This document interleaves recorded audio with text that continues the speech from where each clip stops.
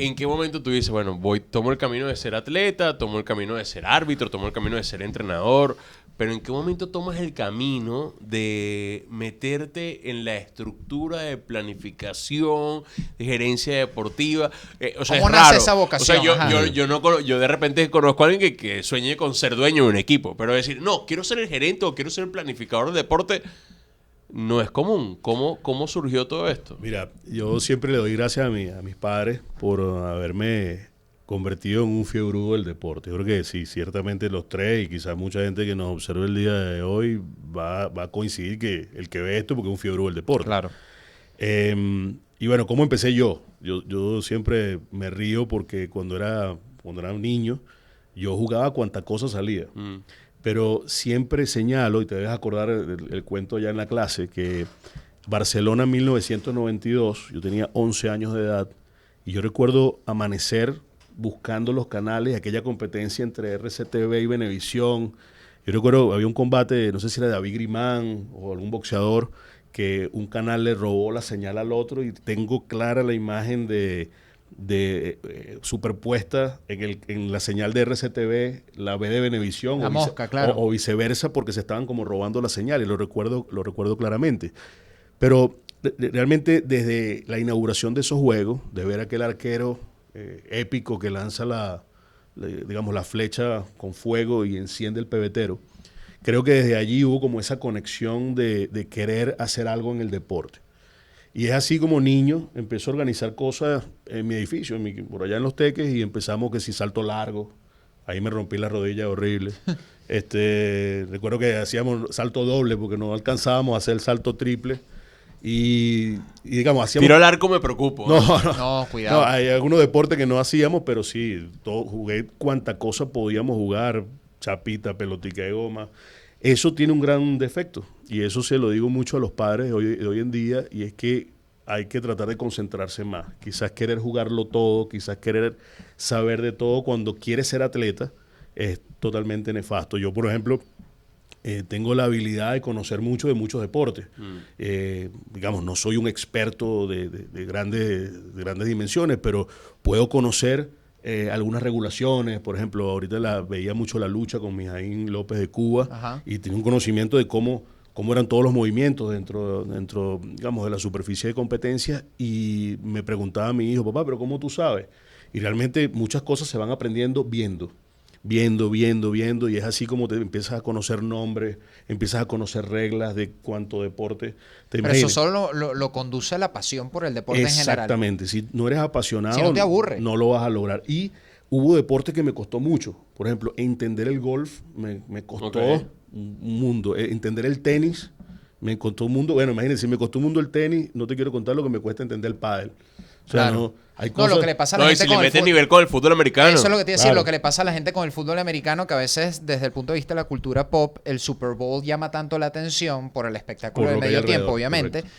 pero ahí conglomera gente que por primera vez en todo el año, o tal vez en varios años, se siente delante de un televisor a ver un juego de fútbol americano. Solo para ver al artista. Claro, y no entienden los pañuelos, no entienden mucho menos. Bueno, nosotros somos periodistas y Yo creo no que lo hablo por entiendo lo menos mucho, no sé identificar las formaciones. Uno entiende las reglas más o menos, al menos yo, Sí. pero no con la responsabilidad como para periodísticamente hablar al respecto. Que era lo que te decía, tú comentabas lo de las concentraciones, en el periodismo pasa igual. Sí, es lo mismo. Mi tío político, lo he dicho en otras oportunidades aquí, es Carlos Alberto Hidalgo. Y cuando yo era un chamo, que bueno, él como que intuía que a mí me gustaba esto, él me decía, tienes que especializarte en un deporte, porque si no siempre va a haber alguien que sepa más que tú en cualquier disciplina deportiva. Correcto. Son muy pocos los casos, me decía él, no quiero decir que con esto no seas tú, oye, que manejan varias disciplinas a la vez, con todo el honor que merece Carlos Mauricio Ramírez, por ejemplo, oye, que es capaz de comentar béisbol, fútbol americano como lo hacen en Estados Unidos, incluso narrar fútbol, pero lo de la concentración es súper cierto, y no lo había pensado desde la perspectiva del atleta. Sí, los niños tendemos, cuando uno va creciendo, bueno, los seres humanos en general, pero cuando estamos en edades tempranas tendemos a querer ver muchas cosas y a aprender y a explorar, etcétera. Y en el ámbito del deporte se corre el riesgo de no desarrollar completamente todas las habilidades que pudieras llegar a desarrollar si tuvieras la concentración necesaria.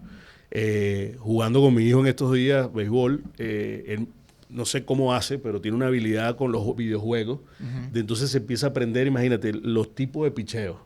Si es slider, si es sinker, si es curva, etcétera. Y yo decía, bueno, yo a esa edad, él acaba de cumplir 11 años, y decía... Por no, jugar MLB, 2K. Es correcto. A Sí. los 11 años yo no tenía ni idea de toda la variedad de picheos que había. Entonces después me meto en el personaje de él y tiene un montón de picheos y además están pegados todo Porque el el tiempo. videojuego le enseña. El videojuego le enseña. Entonces ahora estamos en una onda generacional que nos lleva a entender el deporte incluso desde la dimensión electrónica, que es una dimensión que para muchos de nosotros era difícil. No sé, yo recuerdo mucho Francia 98 en la computadora. Y tú ves los gráficos de ese juego de fútbol. Claro, y lo vale, esa comparas canción. con y lo comparas con FC24 ahorita y dices totalmente No, nada. distinto. Pero por ejemplo, yo juego mucho videojuegos, me siento muy identificado con lo que estás diciendo de tu chamo. Tengo 32 años, puedo ser tal vez de la generación anterior a la de él, pero aplica. La primera consola que yo realmente aproveché fue el Nintendo 64 y jugué Road to the World Cup 98, FIFA Claro, 98 claro, en términos claro, simples, ¿no? correcto. Y era un juego muy completo porque todavía no habían decidido hacer un juego del Mundial y un juego de FIFA de Es todos los verdad, años. correcto. Entonces, los juegos de FIFA que coincidían en año de Mundial te permitían jugar la Copa del Mundo. Y para mí, yo hasta quise hacer mi tema de tesis de eso, pero bueno, al final por razones que no vienen al caso no lo hice. Creo que es una fuente inagotable, por ejemplo, de cultura general, Es correcto. de banderas, de ciudades, de capitales, de las reglas del juego. Tú en Nintendo 64 jugabas béisbol y yo creo que sé más de los beisbolistas, con toda la responsabilidad lo digo, de finales de los 90 y principios de los 2000 que de los de ahora por haber jugado tantos videojuegos en ese momento. Bueno, Anthony, los niños de hoy día, y esto es algo importantísimo de poderlo decir y hablar, es que los niños de hoy día se saben las formaciones con la cual un equipo pudiera eventualmente salir. Claro. Y te hablo de las formaciones del Real Madrid, Ujú. de la Roma, de la Juventus, etcétera. El niño ya sabe con quién poder. Y de hecho hay una tendencia de muchos jóvenes hoy por hoy que tienden a ver estos programas tipo El Chiriquito, se quedan viendo análisis en YouTube, de influencers, youtubers, etcétera, y ya ellos pueden intuir la formación con la cual Ancelotti puede Incluso delinear. cosas de Fórmula 1. Y- No, es que no activó no Sí, sé qué el cosa. DRS, Que la estrategia fue mala. Es que voy más allá y súper interesante, bueno, de manera, nos fuimos un poquito por la tangente, pero está bueno. Miguel Simón, que es un narrador Ujú. que Hernán y yo admiramos un montón y reconocemos muchísimo su trabajo, él ha explicado públicamente que cuando no conoce del todo un equipo, él se vale del FIFA para ver las estadísticas de los jugadores y él superficialmente no se debe quedar solo con eso, evidentemente. Él ve quién es rápido, quién tiene ritmo. Según las métricas que tenga el jugador en el videojuego, valga la cacofonía, a él les permite darse una pequeña noción, bueno, del equipo que le toca preparar. Si estamos hablando, no lo sé, de un equipo noruego, danés, que él obviamente en su día a día, en su semana tras semana, No maneja, trabaja, pues. no Bueno, maneja.